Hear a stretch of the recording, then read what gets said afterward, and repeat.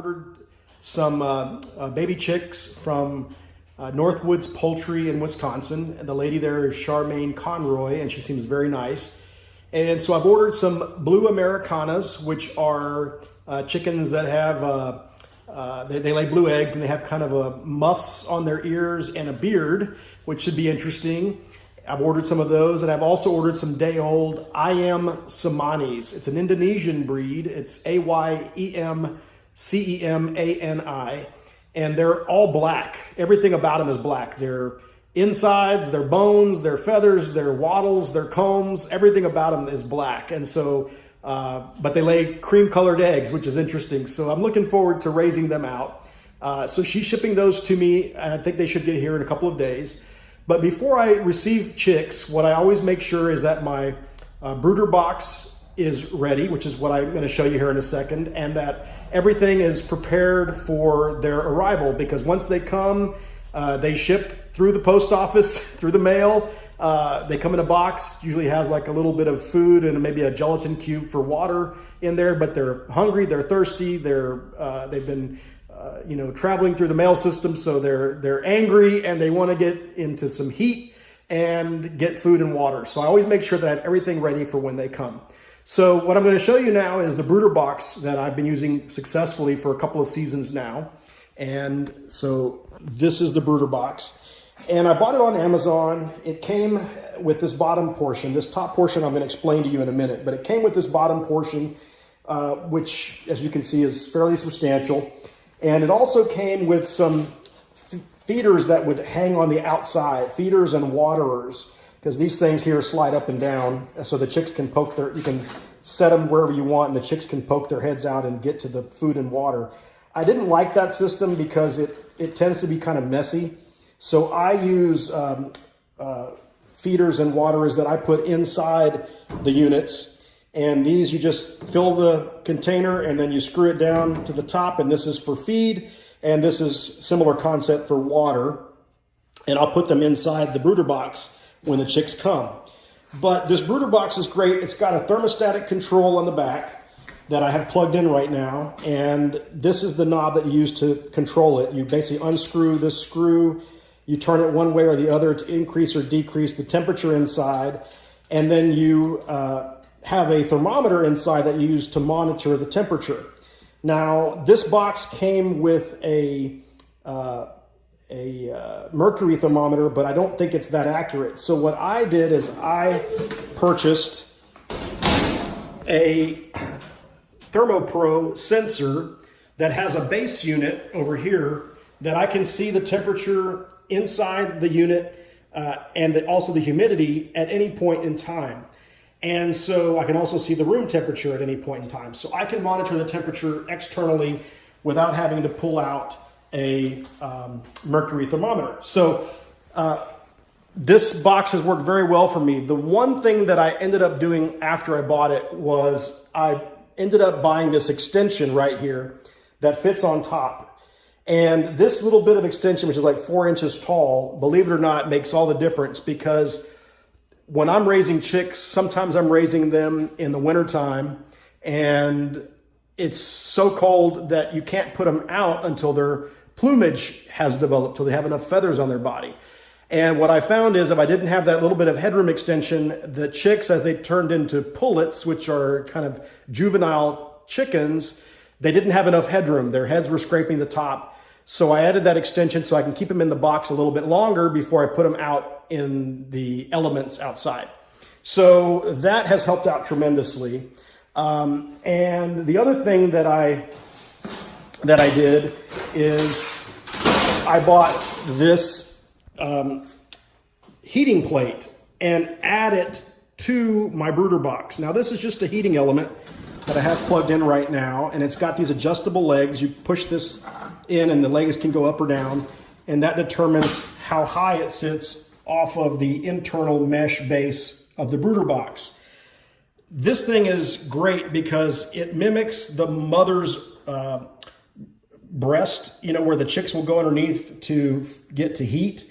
It mimics that, and they feel like they're being raised by a mama hen. And so they have that comfort level of having heat real close to their backs as they grow up. and just makes them feel comfortable. So I added this heating plate to my brooder box, which also has a heating element itself, so that if my chicks are all huddled in one spot and the weak ones can't get access to the heating element, they can go and find cover under here, and all my chicks will be able to find a warm spot. The other great thing about this is it has a plastic cover to it, which prevents the chicks from jumping up on the top of the heating element and pooping all over it.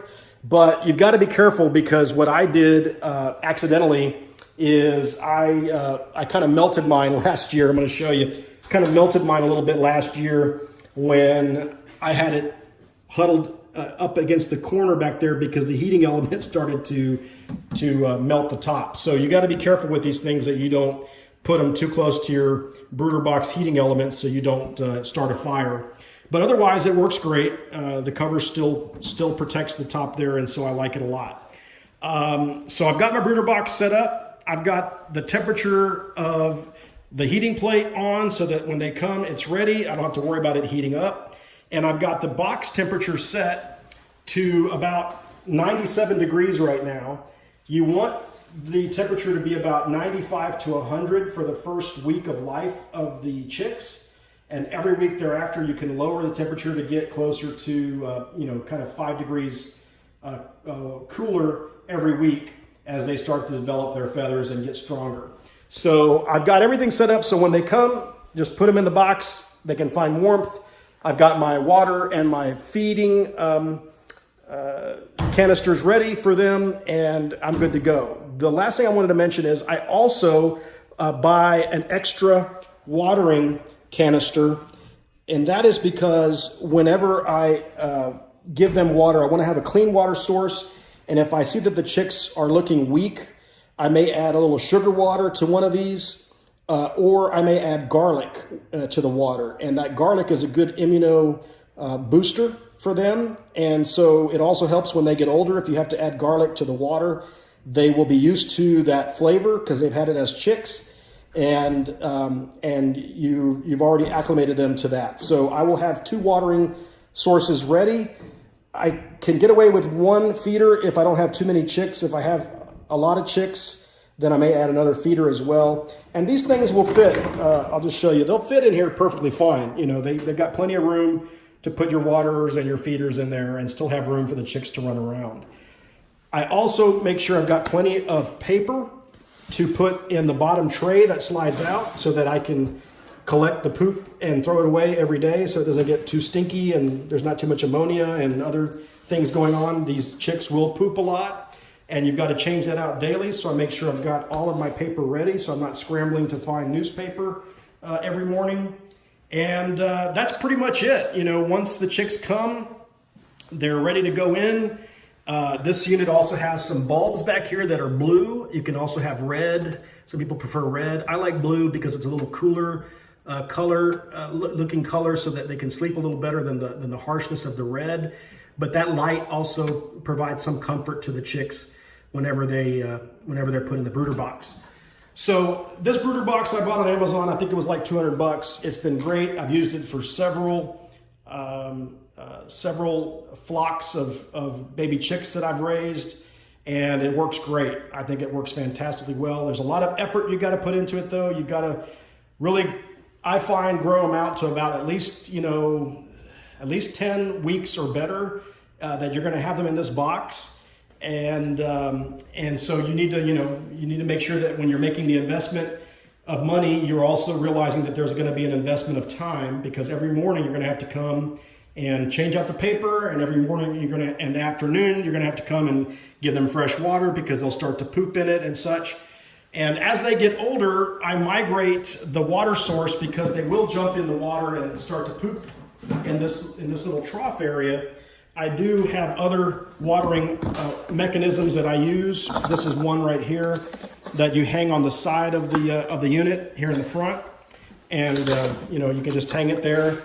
And the chicks, when they get tall enough, they'll have access to this nipple here, and they're strong enough to poke it and let the water dribble out, and that way they can't jump on top and foul the water source. But you can't use this with baby chicks because they're not strong enough to push this little this little knob in, and so you need to wait until the chicks are at least a couple of weeks or a few weeks old, that they're strong enough to be able to push this to get to the water.